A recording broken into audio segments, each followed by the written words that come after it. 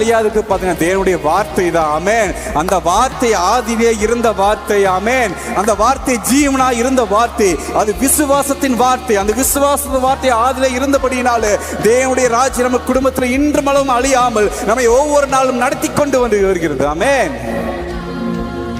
அதுக்கு ஒரே ஒரு காரியம் தான், பொன் கொக்கில் என்னும் விசுவாசம்.